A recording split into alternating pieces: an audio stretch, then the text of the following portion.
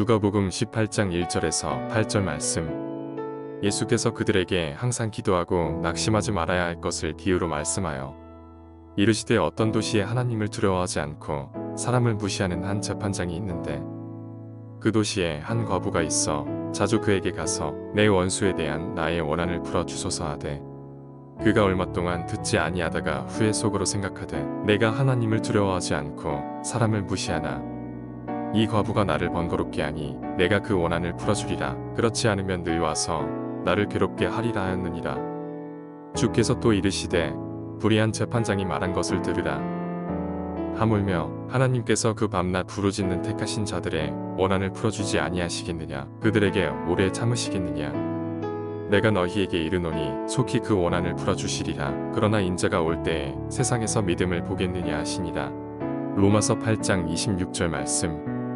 이와 같이 성령도 우리의 연약함을 도우시나니 우리는 마땅히 기도할 바를 알지 못하나 오직 성령이 말할 수 없는 탄식으로 우리를 위하여 친히 간구하시느니라. 아멘. 누가복음 18장 1절에서 8절 그리고 로마서 8장 26절을 통해서 기도자가 갖추어야 할 마음의 자세라고 하는 제목으로 오늘 여러분에게 하나님의 말씀을 증거하도록 하겠습니다.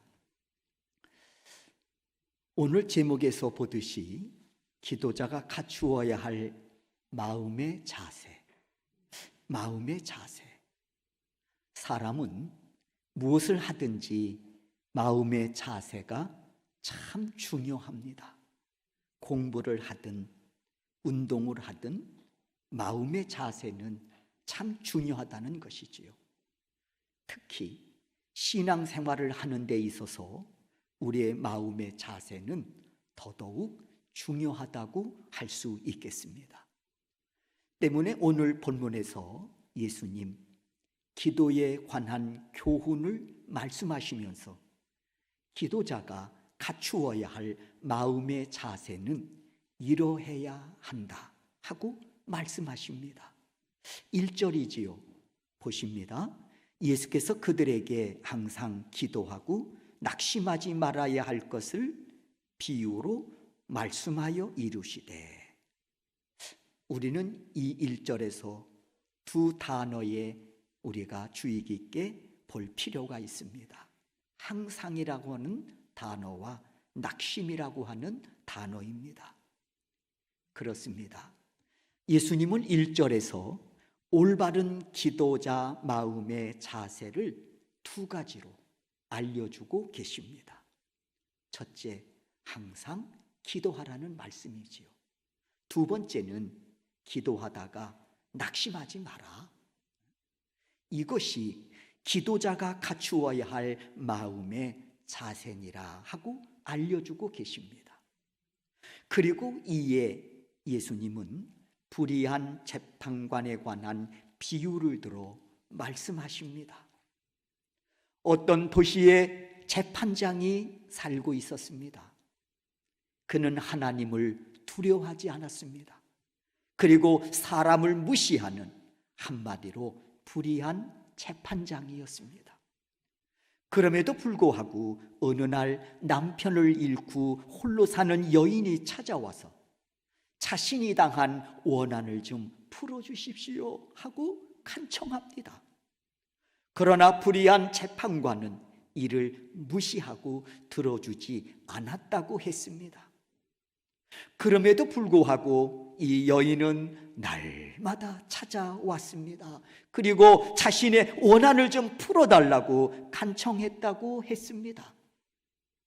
이에 불의한 재판관은 생각하기를 이 여인이 나를 이렇게 번거롭게 하니 그 원한을 풀어주어야 되겠다 하면서 그렇지 않으면 이 여인은 날마다 나를 찾아와서 괴롭게 할 것이 아니냐 하며 이 여인의 원한을 풀어주었다는 것입니다. 이에 예수님 말씀하시기를 불의한 재판장이 이 여인에게 말한 것을 들으라. 속히 말해 내가 그 원한을 풀어줄게. 그리고 좀 제발 다시 와서 나를 좀 괴롭게 하지 마. 불의한 재판관이 이 여인에게 이렇게 말한 것을 들으라 하시면서 하물며 하나님께서 택하신 자들이 밤낮 부르짖을 때 그 원한을 풀어주시지 아니하겠느냐? 오래 참으시겠느냐? 내가 너희에게 이르노니 속히 그 원한을 풀어주시리라 하고 예수님 말씀하십니다. 그러면서 이르시기를 기도자는 항상 변함없이 끈질기게 기도하라 하십니다. 낙심하지 말고 말입니다. 왜냐하면 하나님은 반드시 어떤 모양이로든 응답해 주시기 때문입니다. 믿으시면 우리 크게 아멘 하십시다. 아멘입니다. 사랑하는 성도 여러분, 저는 오늘 이 본문을 읽으면서 묵상하기를 이 말씀을 주신 하나님의 심정,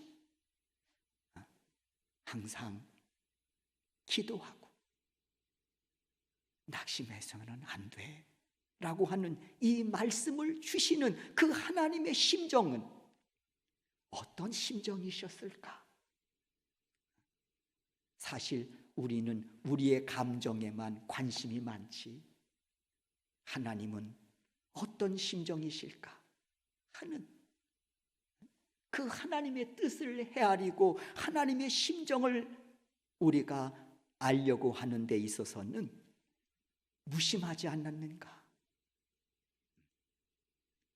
때문에 저는 오늘 본문의 말씀을 읽고 묵상하면서 이 말씀을 주신 하나님의 심정은 어떠하실까? 헤아려 보려고 노력했습니다. 하나님은 우리가 항상 기도하며 낙심하지 않고 기도하기를 바라셨습니다. 그리고 이를 위해서 자신을 불의한 재판장과 비교까지 하시면서 우리가 기도하기를 원하셨습니다. 하나님, 우리가 항상 기도하기를 얼마나 원하셨으며 그리고 우리가 낙심하지 않고 기도하기를 얼마나 원하셨으면 자신을 불의한 재판장의 비교까지 하시면서 기도하라 명하셨을까? 이것이 우리를 향하신 하나님의 마음이고 하나님의 심정이셨겠구나 하는 생각을 했습니다.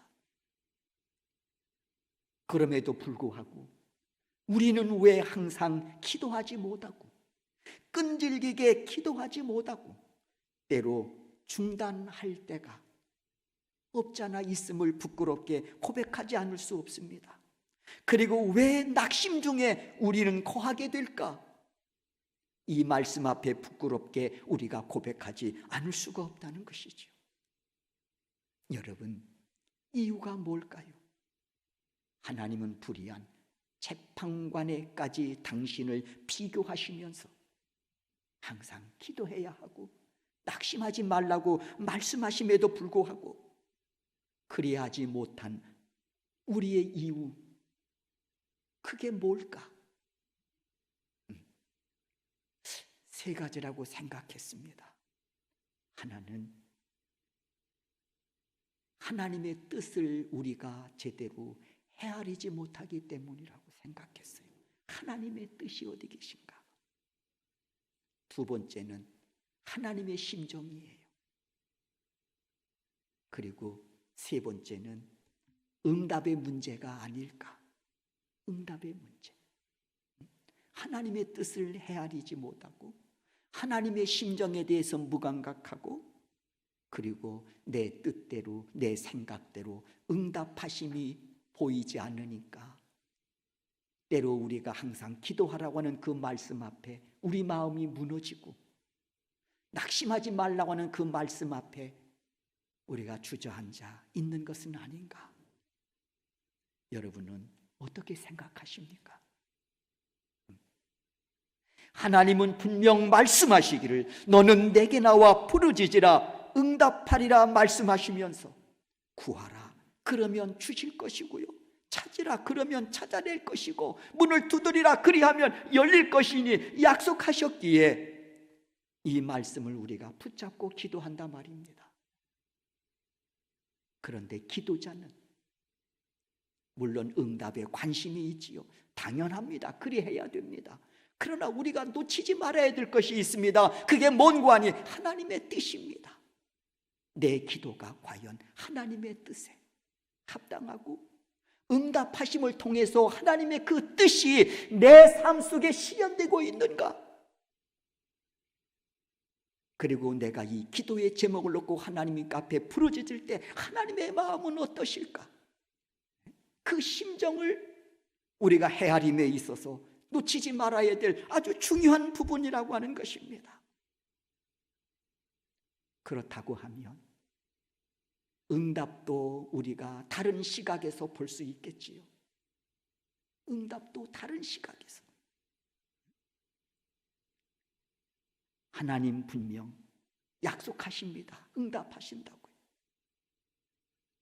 우리가 항상 기도하지 못한 것, 낙심하고 있다고 하면 여러분, 하나님께서 응답에 대한 이 약속을 거짓으로 주신 것일까요?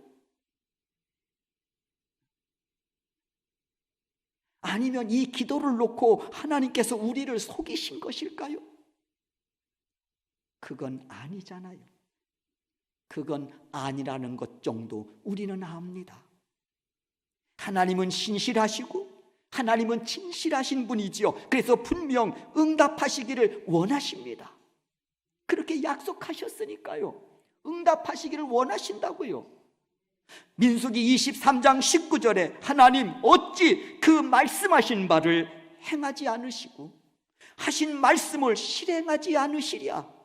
그렇습니다. 이렇게 하나님은 신실하고 진실하신 분입니다. 그럼에도 불구하고 우리는 때때로 마음이 무너질 때가 있단 말이에요. 그렇다면 여러분, 이런 우리의 모습을 보시는 하나님, 기도하지 못하고 낙심하고 주저앉아 있을 뿐만 아니라 하나님의 뜻, 하나님의 심정에는 아랑곳하지 않는 그런 우리의 모습을 보시는 하나님의 마음은 어떠하실까요? 분명 속상해하시고 안타까워하실 겁니다. 약속하신 바 반드시 실행하시기를 원하시는 그 하나님께서 우리에게 응답하셔야 하는데, 약속하신 것처럼 응답하셔야 되는데 응답하시지 못하고 계신 하나님의 마음, 얼마나 답답하고 속상하시겠냔 말이에요. 도대체 이유가 뭘까? 왜 이런 상황들이 빚어졌을까? 이런 생각 해보신 적 있으십니까? 내 기도에 문제가 있는 것은 아닐까? 하나님은 분명 신실하고 진실하신 분이고 믿음의 모든 선진들이 그 길을 달려가 응답하시는 그 하나님을 통해서 멋지게 그들의 생애 속에서 하나님께 영광을 올려드리고, 그리고 하나님의 그 섭리 속에 그들이 살아갔을진데 내 기도에 혹시 문제가 있는 것은 아닐까? 여러분 생각해 보신 적 없으십니까? 오늘 두 번째 본문입니다. 로마서 8장 26절이지요. 한번 우리가 읽겠습니다. 8장 26절, 이와 같이 성령도 우리의 연약함을 도우시나니 우리는 마땅히 기도할 바를 알지 못하나 오직 성령이 말할 수 없는 탄식으로 우리를 위하여 친히 간구하시느니라. 공동 번역을 한번 보겠습니다. 8장 26절이죠. 읽겠습니다. 성령께서도 연약한 우리를 도와주십니다. 어떻게 기도해야 할지도 모르는 우리를 대신해서 말로 다 할 수 없을 만큼 깊이 탄식하며 하나님께 간구해 주십니다. 위의 말씀에서 보듯이 성령께서 우리를 위해서 두 가지를 행하신다고 합니다. 첫째, 우리의 연약함을 도와주신다는 거예요. 두 번째, 우리를 위해서 탄식하신다고 했습니다. 여러분 생각해 보셨습니까? 성령께서 나 때문에 탄식하신다는 사실을.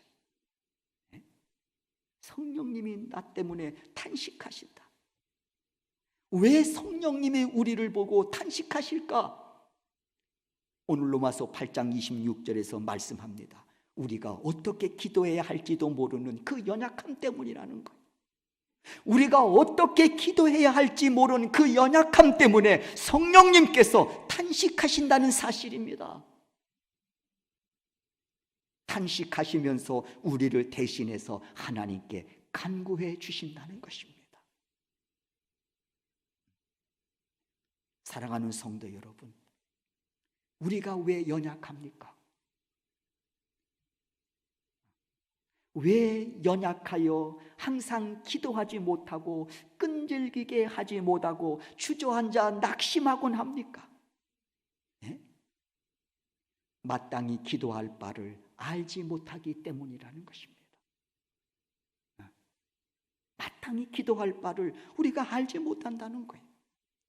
기도를 안 하는 것이 아니라 기도를 잘못하고 있다고 하는 것이 우리의 연약함이고 우리의 약점이라는 것이지요. 그래서 성령님은 이것 때문에 탄식하신답니다.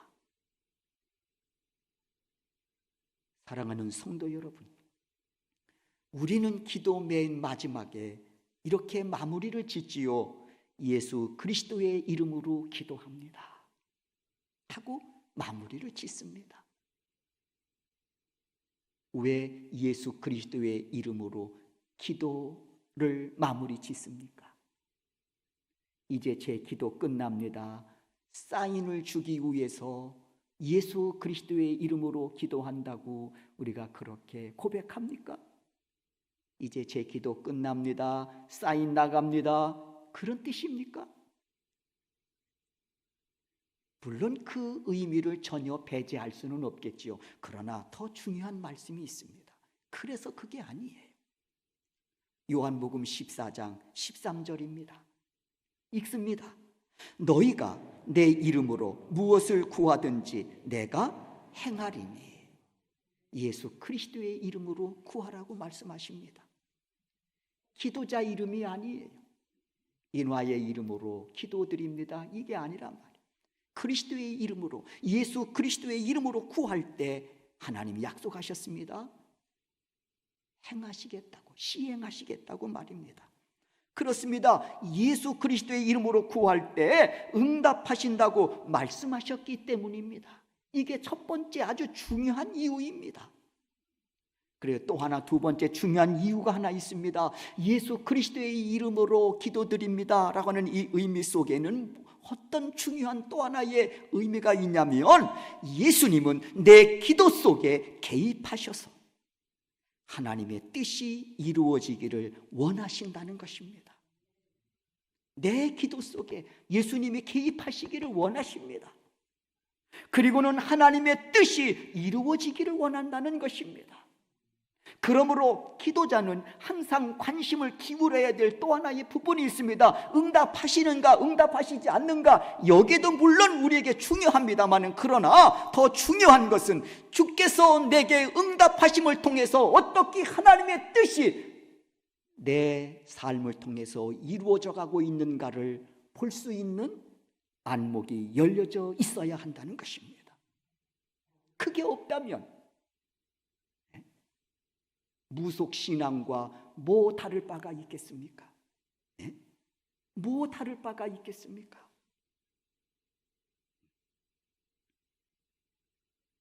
이는 예수님이 가르쳐 주신 기도 속에서도 알 수 있습니다. 마태복음 6장 10절이지요. 뜻이 하늘에서 이루어진 것 같이 땅에서도 이루어지이다. 예수님이 우리에게 가르쳐 주신 기도문입니다.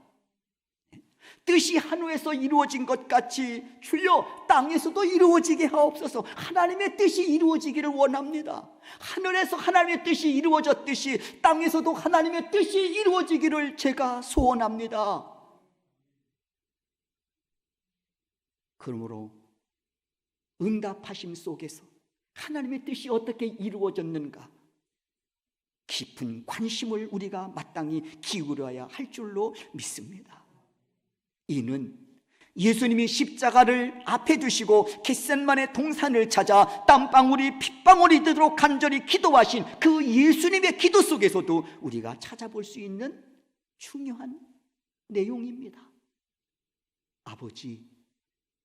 아버지의 뜻이거든 이 잔을 제게서 옮겨 주십시오. 그러나 내 원대로 하지 마시고, 내 뜻대로 하지 마시고, 아버지의 원대로, 하나님의 뜻대로 되기를 제가 원합니다. 그때 천사가 하늘로부터 예수께 나타나 힘을 더하더라 했습니다. 그러므로 세 번째, 기도자 마음의 자세는 하나님의 뜻을 헤아려 기도하기에 힘써야 됩니다. 주시옵소서로 끝나는 게 아니라, 주셔서 어떻게 할 건데, 주시면 어떻게 할 건데,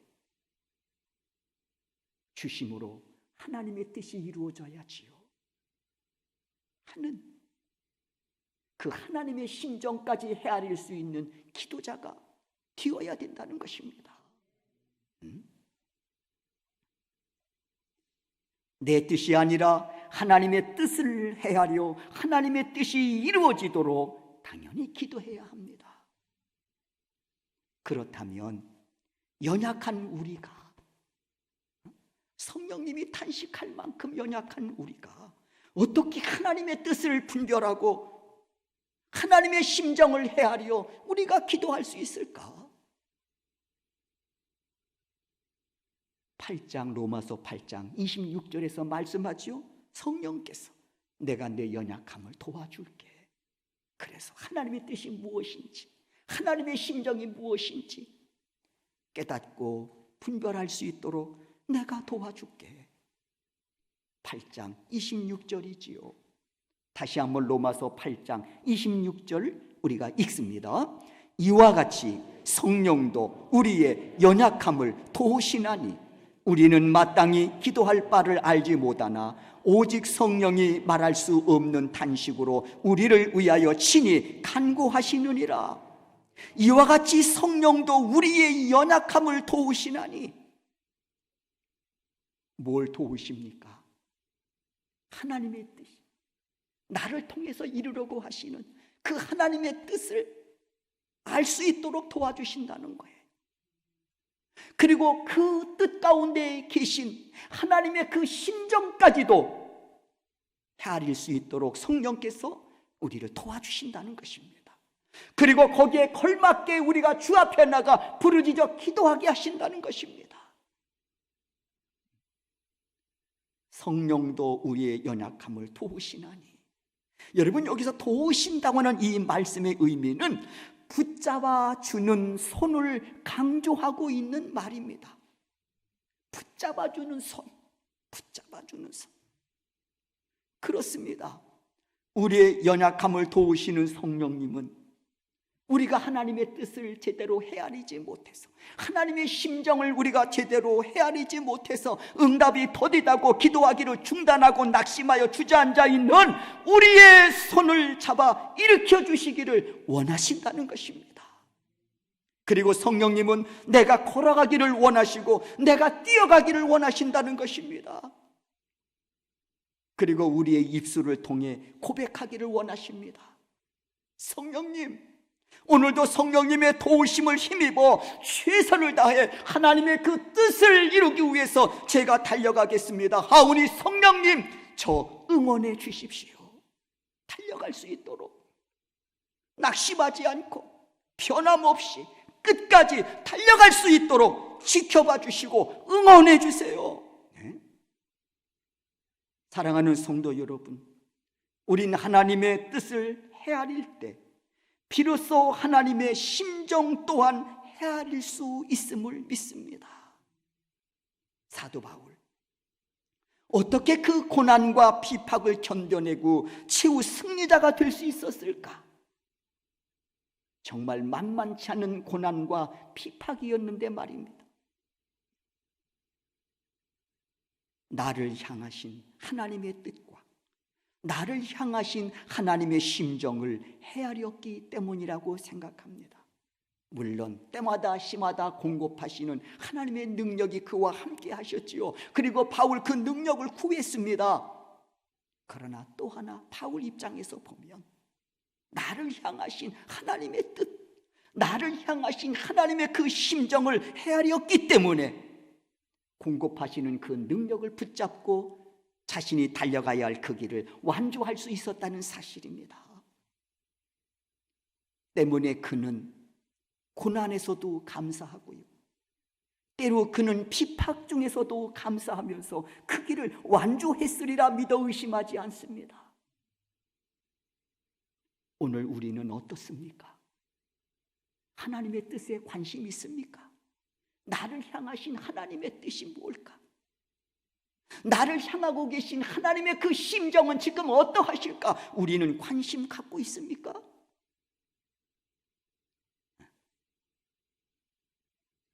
바울은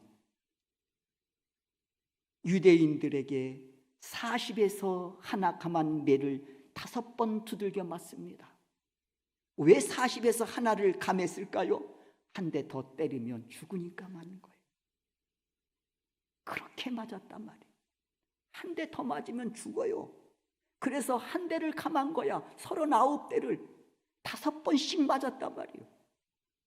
3번 태창으로 맞고 1번 돌로 맞고 3번 파선하고 옥에 갇히기도 하고 춥고 헐벗고 굶주리고, 그러면서도 바울은요 그 길을 감사하며 달려갔습니다. 그러면서 바울은 오직 나의 자랑은 십자가뿐이라고 고백하며 달려갔습니다. 그 동력이 어디에서 비롯된 것입니까? 물론 성령님이 도와주셨지요. 그러나 또 하나 바울은 나를 향하신 하나님의 뜻을 헤아렸단 말이에요.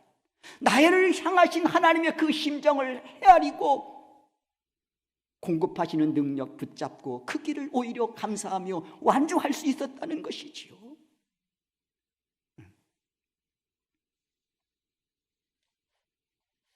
3년 전쯤 됐나? 4년? 3년? 어느 목사님의 설교를 들으면서 제 마음에 와닿는 그런 말씀이 있어서 이 말씀을 증거하며 오늘 설교를 마무리 지으려고 하는데, 장례식 발인 예배는 보통 이른 새벽에 하지요. 그래서 집도하는 목사님은 아주 이른 새벽에 출발을 해야 됩니다. 이날 또 목사님 발인 예배가 있어서 원효대교를 이제 지나서 운전을 하면서 장례식장으로 막 가고 계신데, 갑자기 앞에서 검은 양복을 입고 뛰어가는 사람이 발견이 된 거예요. 목사님 놀라셨지요. 새벽이니까 어두웠고 검은 양복을 입었는데 더더욱 보이지를 않는 거예요. 목사님이 놀라서 갑자기 속도를 줄이신 거예요. 그리고 어떤 정신 나간 놈이 이 새벽에 검은 양복을 입고 원효대교를 뛰어가나, 그리고 저 지금 운전하면서 이렇게 보니까 당신 교회 부목사인 거예요. 목사님, 당신도 놀라셨기에 좀 화가 나신 거예요. 가라앉히면서 이거 뭐 하는 짓이냐, 이 새벽에 검은 양복을 입고 이 원효대교를 왜 뛰어가냐. 또 목사님도 당혹스러우셨겠지만 그 이야기를 듣는 부목사 또 얼마나 당황스러웠겠습니까? 그런데 이 부목사님의 이야기인즉슨 최근에 2살 난 아들이 간암 판정을 받았다는 거예요. 야, 자식이 조그만 가시 하나 찔려도 부모 마음은 애린데, 2살 난 이 아들이 간암 판정을 받았을 때 이 아버지의 마음이 얼마나 녹아내리겠습니까? 그래서 간 이식을 이제 해주어야 되는데, 불행하게도 이 아버지, 이 부목사님이시죠, 지방간 판정이 나와서 수술 불가 판정을 받게 된 겁니다. 아들은 죽어가고 있는데. 그래서 이 젊은 목사가 결심을 한 거예요. 내가 신방을 가든 장례식장을 가든 내가 무조건 내가 뛰어가기라. 이제 무조건 뛰어서 가리라 결심을 한 거예요. 그래서 지금 이 담임 목사님이 지금 장례식장 가고 있는데 이 부목사는 거기를 뛰어가는 거야. 목적지가 같아요.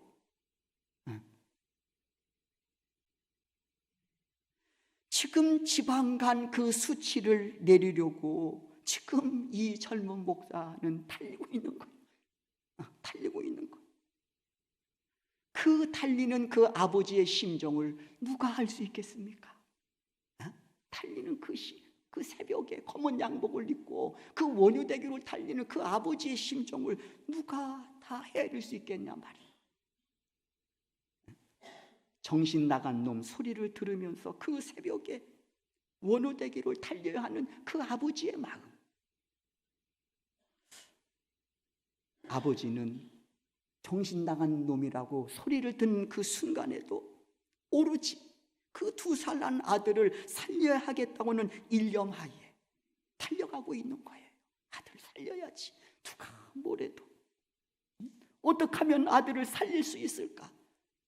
체면도 없고 상식도 없고. 그 새벽에 검은 양복을 입고 원효대교를 뛰기는 게 그게 상식입니까? 상관이 없어요. 그런데 아버지는 아들만 살릴 수 있다면 체면이 뭘 중요하고 상식이 뭘 중요하냐, 이게 아버지 마음 아니겠습니까? 그런데 여러분, 하나님 우리를 살리시려고 아들 예수 그리스도를 이 땅에 내어놓으셨습니다. 우리를 살리시려고 하나님은 아들을 내어놓으셨단 말이에요. 그 하나님의 심정을 우리가 아냐 말이에요. 그 심정을 우리가 관심이나 갖고 있느냐 말이에요. 예수님 십자가 지셨습니다. 그리고 죽으셨습니다. 이로써 우리에게 죄사함과 영생의 길을 열어놓으셨습니다.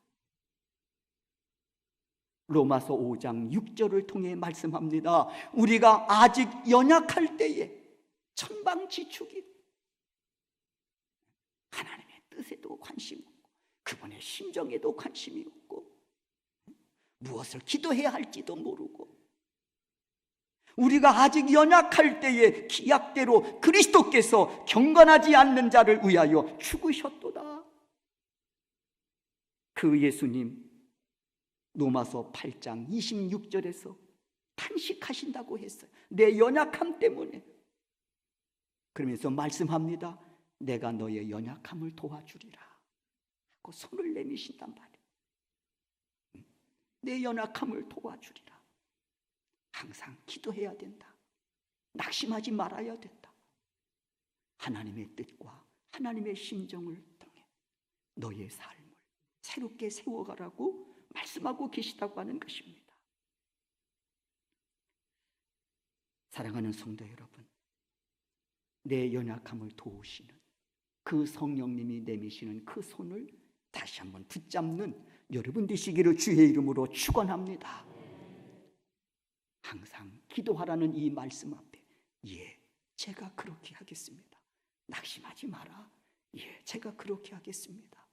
엎드려 기도하며 내 뜻을 헤아리고 내 심정을 헤아리기를 바란다. 응답을 통해서 하나님의 거룩하신 뜻이 어떻게 이루어져 가는지, 그리고 그 뜻을 바라보며 기뻐하시는 그 하나님의 심정을 너도 함께 누리기를 원한다. 오늘도 이 본문을 통해 세미하게 우리에게 들려주시는 하나님의 말씀을 들을 수 있는 여러분 되시기를 주의 이름으로 축원합니다. 오늘부터 사실은 21일 이제 새벽 기도에 우리가 사순절을 시작하면서 묵상집을 가지고 쭉 이어오고 있습니다만은 이제 20일을 앞에 두고 20일 특별 새벽 기도회 오늘부터 시작이 되었습니다. 좀 모임의 임원수가 좀 이렇게 풀려지면 우리가 새벽 예배 그리고 오전 9시 예배, 11시 예배 이렇게 이어갈 텐데 20%로 이게 아직 규제가 풀리지 않은 상황 속에서 새벽 5시 예배를 또 드리고 이어서 또 7시 예배를 드린다고 하는 것이 좀 무리인 것 같아서 주일날 이제 7시 예배, 또 9시 예배, 11시 예배 이렇게 드리는 것으로 또 우리가 21일을 이어가려고 하고 있습니다. 2주 후에 또 다시 어떤 발표가 나면 또 예배를 좀 조정해 보려고 하고 있습니다만은 이 체제로 지금 2주 동안 다음 주까지는 계속 가야 될 것 같습니다. 또 우리가 방역 수치 지키는 것도 중요하니까 최대한 우리가 예배를 드리면서 규정을 준수하며 드리는 것도 중요하다고 생각하기 때문에 그렇습니다. 오늘부터 21일 이제 새벽 기도가 시작이 됐는데 바라건대 성령께서 내미는 그 능력의 손을 붙잡고 다시 일어나서 기도하라는 말씀에 아멘으로 낙심하는 자리에 일어나서 다시 소망 중에 달려갈 수 있는, 그래서 하나님의 응답하심을 통해서 하나님의 거룩하신 뜻이 내 생애를 통해서 어떻게 펼쳐가는지 믿음의 눈을 바라보며 그것이 나의 기쁨이고 소망이 될 수 있는 그런 멋진 고백들이 여러분의 입술을 통해 선포되어지는 또 하나의 복된 출발점이 될 수 있기를 주의 이름으로 축원합니다. 기도하겠습니다.